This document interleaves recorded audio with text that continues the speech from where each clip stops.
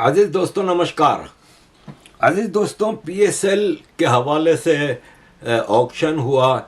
वो प्लेयर्स जो कि आईपीएल ने रिजेक्ट कर दिए थे, जिनको कोई नहीं ले रहा था, बूढ़े बूढ़े डेविड वार्नर जैसे और ये लोग, वो आए हैं। कई प्लेयर जो कि आईपीएल में नहीं खेल रहे, वो भी पाकिस्तान ने कोशिश की लेकिन उनको भी नहीं लिया जा रहा।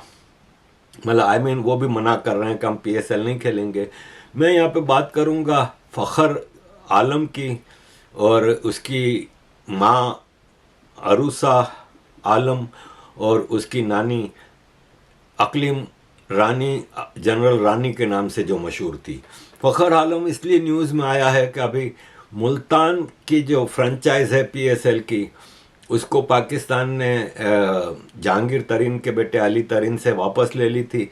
उसकी नीलामी में फ़खर आलम नीलामी करवा रहा था, तो उसने इमरान खान पे एक जोक किया और जिसकी वजह से वो काफ़ी इस वक्त न्यूज़ में आ चुका है। इसने कहा कि आखिरी आदमी जिसने मैजिक किया था वो आजकल अच्छा नहीं जा रहा और बहुत परेशान है, मुझे इसमें ना घसीटें। एक्चुअली वो इमरान खान के बारे में बात कर रहा था। तो आपको पता है कि पीटीआई के यूथिये तो इस वक्त छाए हुए हैं और सोशल मीडिया पे उनसे पंगा लेना बहुत मुश्किल काम है। अजीज दोस्तों, फ़खर आलम है ना, एक सिंगर है और सेलिब्रिटी है। वो एक ऐसे ख़ानदान से ताल्लुक़ रखता है जो कि घटिया एक्टिविटीज़ में इन्वॉल्व है। देखें, मैं यहाँ यूरोप में रहता हूँ। यहाँ बगैर शादी के कोई भी सेक्सुअल रिलेशनशिप कायम कर सकता है और मुझे एज ए पर्सन मुझे इस पर कोई एतराज़ नहीं कि कोई भी कुछ भी करे। वो अगर कानून, कंट्री के कानून को नहीं तोड़ता तो सही है, लेकिन इसके ख़ानदान की औरतों ने तो डंके बजाए थे।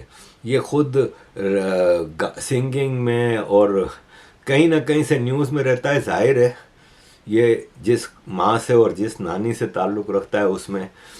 एक बात मैं बता दूं कि ये अदनान समी जो सिंगर है, जो भारत का नेशनल है और भारत में रह रहा है, उसका कज़न है।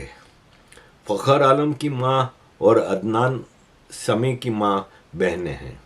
अदनान समी की माँ के हवाले से कोई नेगेटिव चीज़ नहीं आई न्यूज़ में कि अदनान समी की माँ ने एक पाकिस्तान के डिफेंस एम्प्लॉई से शादी की थी। अदनान समी पैदा हुए, फिर वो फिल्मों में भी आए। उन्होंने एक ज़ेबा बख्तियार, जो कि हिना फिल्म राज कपूर साहब के मरने के बाद उनके बेटे रणधीर कपूर ने कंप्लीट की थी, उसकी हीरोइन थी ज़ेबा बख्तियार और उससे शादी की थी। एक बच्चा भी पैदा हुआ, लेकिन इसके बाद डाइवोर्स हो गई और अदनान समी भारत मूव हो गए, भारत की नेशनलिटी ले ली, वहाँ रहने लगे। लेकिन फ़खर आलम का है ना, इसकी माँ के हवाले से काफ़ी न्यूज़ रही हैं कि अरूसा आलम भारत के पंजाब के ex chief minister Amarinder Singh के साथ इनके नाम आते रहे हैं। देखें, अरूसा आलम जो है ना, वो एक पाकिस्तान की जर्नलिस्ट रही हैं और आईएसआई के बहुत करीब रही हैं। ये मुख्तलिफ न्यूज़ एजेंसीज़ के लिए रिपोर्टिंग करती थी। समटाइम्स इन 1950s वो पैदा हुई हैं और वो पाकिस्तान की आईएसआई के बहुत करीब मानी जाती थी। इनकी कैप्टन अमरिंदर सिंह, जो कि पंजाब के चीफ मिनिस्टर थे, उनके साथ दोस्ती के बहुत चर्चे हुए। अर्ली 2000s में इंडिया पाकिस्तान के जो पीस इनिशिएटिव होते थे उसमें ये कहीं गई थी वहाँ पंजाब में और अमरिंदर सिंह के साथ इनके ताल्लुकात बने हैं। नॉर्मली कहा यह जा रहा है कि ये एक साफ सुथरे ताल्लुकात नहीं थे और इवन पंजाब में, भारत के पंजाब में उनको पंजाब की फर्स्ट लेडी भी कहा जाता है। लेकिन चूंकि अमरिंदर सिंह शादीशुदा थे और वो दूसरी शादी नहीं कर सकते थे, इसलिए ताल्लुकात बगैर शादी के ही रहे। लेकिन फिर जब भारत में इसके चर्चे होने लगे कि ये अरूसा आलम तो आईएसआई के करीब है, तो फिर ये ताल्लुकात घटते घटते ख़त्म हो गए। अब आते हैं अरूसा आलम की माँ फ़खर आलम और अदनान समी की नानी के बारे में। अकलीम अख्तर उसका नाम था। 1931 में ये कहीं गुजरात पाकिस्तान में पैदा हुई थी, पंजाब में, और लाहौर में 2002 में गुजर गई। ये जनरल रानी के नाम से मशहूर थी। इसकी वजह ये है कि वो एक गलत एक्टिविटीज़ में इन्वॉल्व थी। हुआ ये था कि इनकी अर्ली एज में शादी हो गई और फिर डिवोर्स हो गई। इसके बाद इन्होंने एक ऐसा काम शुरू किया कि पाकिस्तान के जो पावरफुल लोग थे उनको लड़कियां का और इन सब चीज़ों का काम करती रही हैं। खुद ये जनरल याह्या खान से किसी महफिल में मुलाकात हुई। आपको पता है जनरल याह्या खान जो कि पाकिस्तान का चीफ मार्शल एडमिनिस्ट्रेटर था अयूब खान के बाद, और 71 की जंग में बुरी तरह से भारत से हारने के बाद ये इसको रिज़ाइन करना पड़ा था। जनरल याह्या खान के हवाले से ये बात सबको पता है कि वो एक अय्याश आदमी था, हर वक्त शराब के नशे में धुत रहता था। पाकिस्तान की सिंगर नूरजहां से लेके कई औरतों से इनके संबंध रहे हैं। ये रात रात भर शराब की महफिलें जमाते थे और बुलवा लेते थे जिसको मर्जी आई। आफ्टर ऑल पाकिस्तान के चीफ मार्शल एडमिनिस्ट्रेटर थे। मुझे याद है कि एक सिंगर थी तरन्नुम, ये जब इनको बुलाया गया तो ये जब अंदर गई प्रेसिडेंट हाउस में तो गार्ड्स ने इनकी वो रेस्पेक्ट नहीं की। लेकिन ये है कि वो तरन्नुम जब वापस आ रही थी, नाम मुझे सही से याद नहीं, तो गार्ड्स को सर झुका के उनको रेस्पेक्ट करनी पड़ी थी।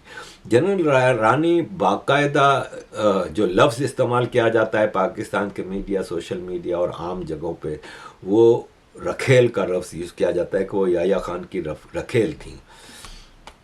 और उन्होंने ये काम करते रहे। लेकिन फिर ये हुआ कि 71 की जंग हारने के बाद जहाँ याह्या खान को रिज़ाइन करना पड़ा, वहाँ याह्या खान के करीबी लोगों के ऊपर भी काफ़ी मुश्किल वक्त आया था।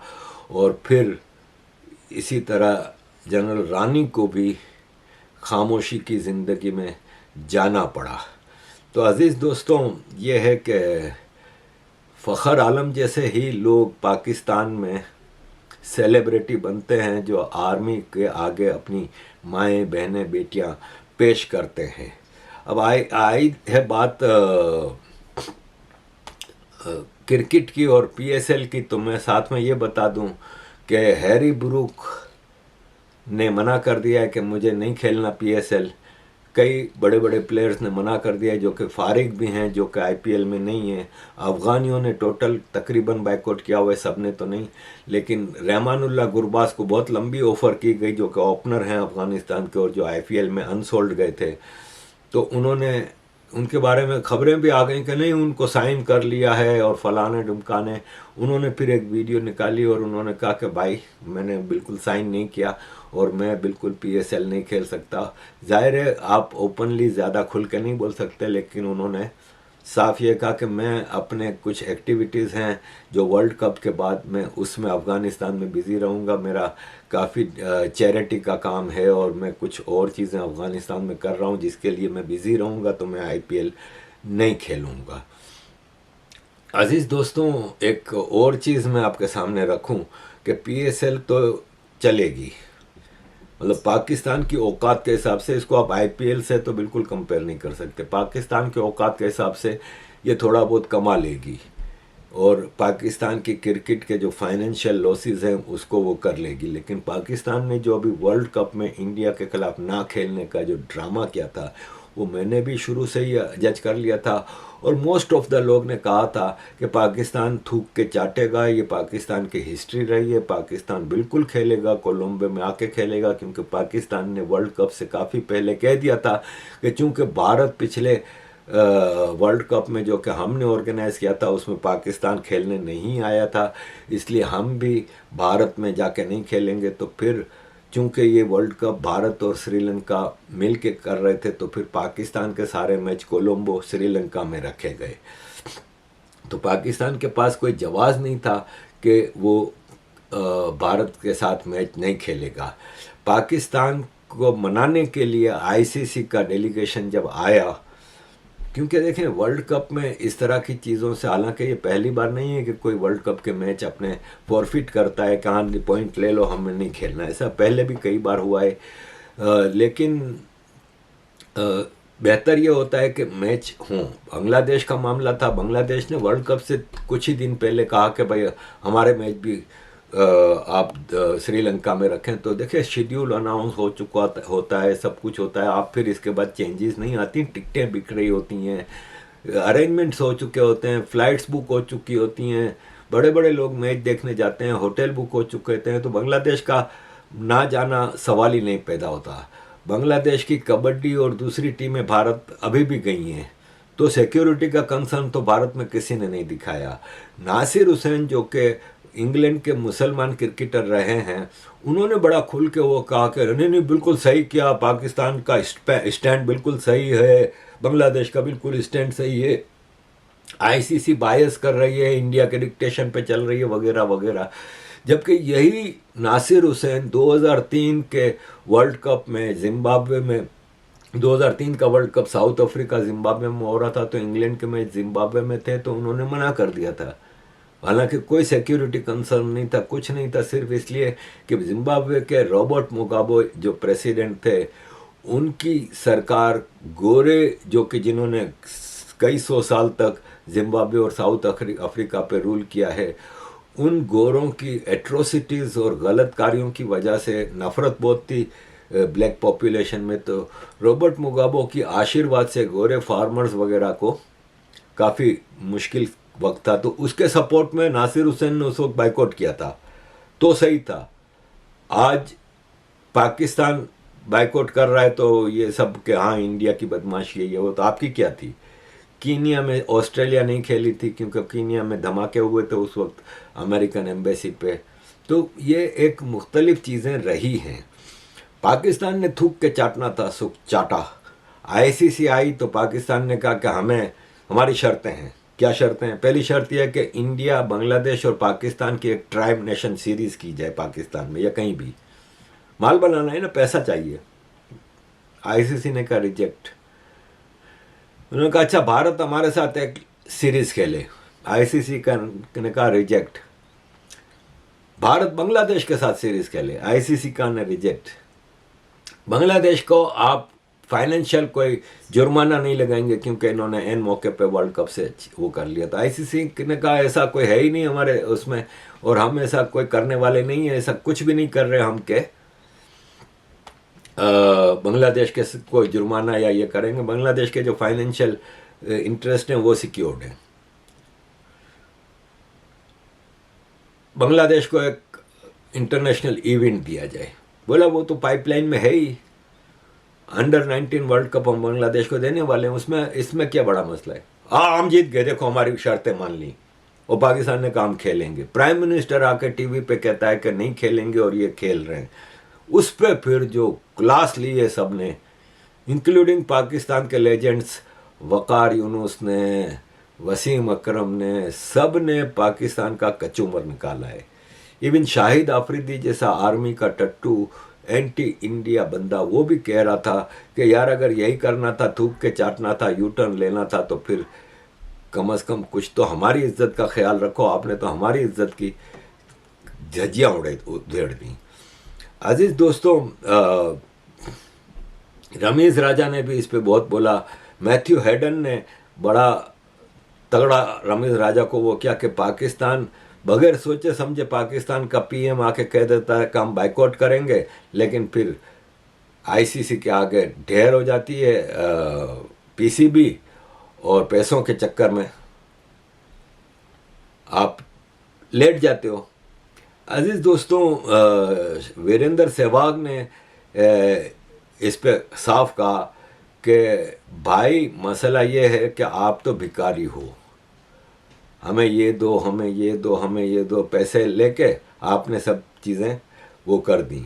अजीज दोस्तों, दो तीन चीज़ें और बताऊंगा कि जब श्रीलंका में पाकिस्तान का पहला मैच हुआ तो पाकिस्तान के सकलेन मुश्ताक, जो कि बगैर मूछ की दाढ़ी रखते हैं, प्योर तबलीगी हैं, और ये है कि ब्रिटिश नेशनल भी हो चुके हैं शायद, और बीवी से पर्दा भी कराते हैं, सब कुछ हैं। वो कह रहे थे कि मैंने श्रीलंका की पिचों पे इतनी घास कभी देखी नहीं, ये पाकिस्तान के खिलाफ साजिश है।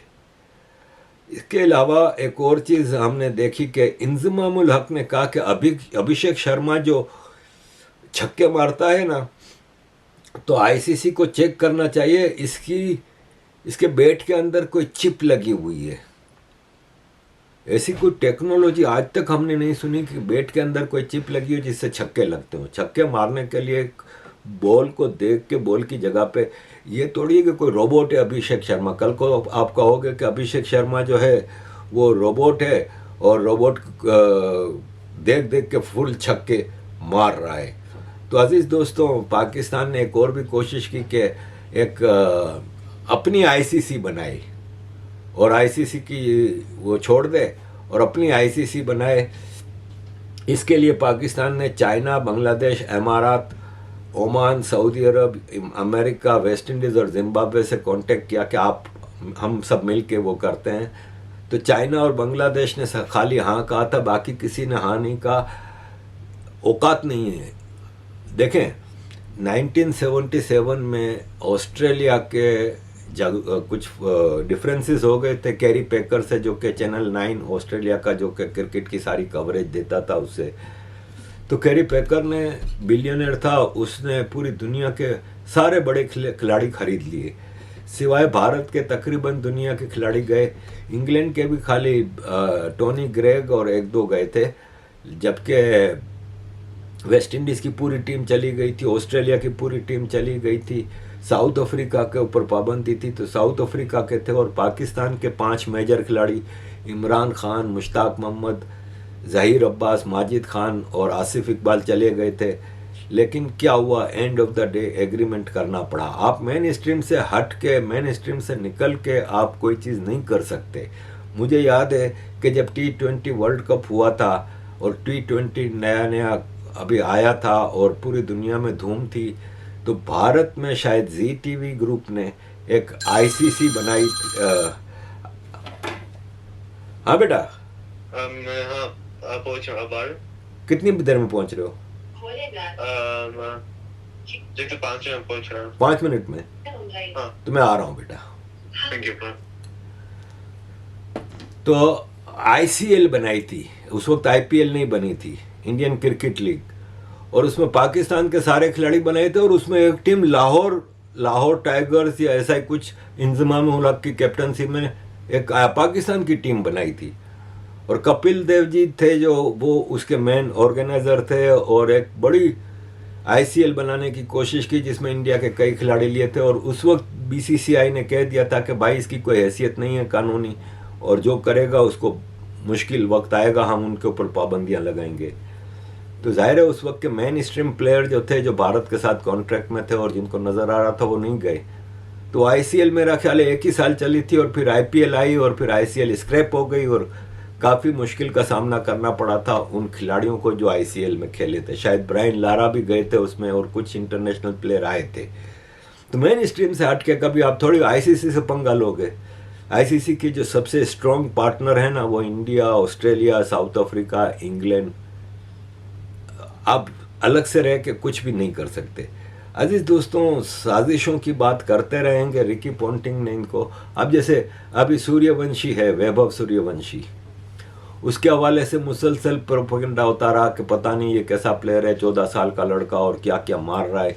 लेकिन रिकी पॉन्टिंग और इंटरनेशनल प्लेयर्स ने इसकी भरपूर तारीफ की है, क्योंकि भारत के प्लेयर्स के ऊपर डेट ऑफ बर्थ के हवाले से कंट्रोवर्सी नहीं होती। पाकिस्तानी, अफगानी प्लेयर्स के हवाले से ये चीज़ें आम हैं कि इनकी डेट ऑफ बर्थ गलत दिखाई जाती है। वैभव सूर्यवंशी 14 साल का लड़का है, और जब ये रिटायर होगा, मैं तो पता नहीं, ज़ाहिर जिंदा नहीं होऊंगा उस वक्त, 20-22 साल बाद जब ये रिटायर होगा, तो इसने सबके रिकॉर्ड तोड़ देने हैं। जिस किस्म का टैलेंट आया है वो शाहकार है, और मैं समझता हूँ कि ऐसे टैलेंट कभी कभी ही आते हैं। पाकिस्तान को अच्छा नहीं लग रहा, लेकिन जाहिर है मात्रे है और कई यंग प्लेयर हैं, भारत का फ्यूचर नज़र आ रहा है। भारत की जो अपने यूथ में जो इन्वेस्टमेंट है वो आउटस्टैंडिंग है। अजीज दोस्तों, एक और आखिरी में चीज़ कहूँगा कि श्रीलंका के बंदरा राजापक्सा ने अभी एक इंटरव्यू दिया था जिसमें कहा था कि भारत के बैट हैं वो डिफरेंट होते हैं पूरी दुनिया से और उससे आसानी से छक्के लगते हैं, ये वो। उसको पाकिस्तान के मीडिया, सोशल मीडिया ने बड़ा चढ़ा के पेश किया कि दरअसल राजापक्सा कह रहा है कि इनके भारत के बेटों के ऊपर रबड़ चढ़ा हुआ होता है और वो बेईमानी करते हैं, ये वो। तो राजापक्सा ने फ़ौरन इसका क्लैरिफिकेशन दिया कि ये बिल्कुल गलत मेरे बयान को दिया जा रहा है, मैंने ऐसा कुछ नहीं कहा। मैं सिर्फ ये कह रहा था कि भारत के बैट्स की क्वालिटी हाई है और पूरी दुनिया में ऐसे बैट्स नहीं हैं जैसे भारत के बैट्स हैं, और भारत एक बहुत अच्छा इक्विपमेंट बनाने वाला कंट्री है और मैंने कोई बेईमानी की बात नहीं की है। तो अजीज़ दोस्तों, ये जो क्रिकेट इक्विपमेंट होते हैं ना, इनकी बाकायदा जांच होती है। आईसीसी बड़ा स्ट्रिक्ट है इस मामले में। आपको याद होगा कि धोनी, महेंद्र सिंह धोनी के विकेट कीपिंग ग्लव्स के ऊपर एक छोटा सा इसकी फौज का निशान था तो उसको हटवाया गया था। अभी उस्मान ख्वाजा ऑस्ट्रेलिया का है, उसने गज़ा के सपोर्ट में अपने जूते पे कुछ लिखा था, हटा दिया गया। तो ये बड़ी स्ट्रिक्ट जांच होती है। इस तरह की बातें करके अपना ही मुंह काला कर रहे हैं। अजीज दोस्तों, thank you very much for all your support. Kindly keep supporting.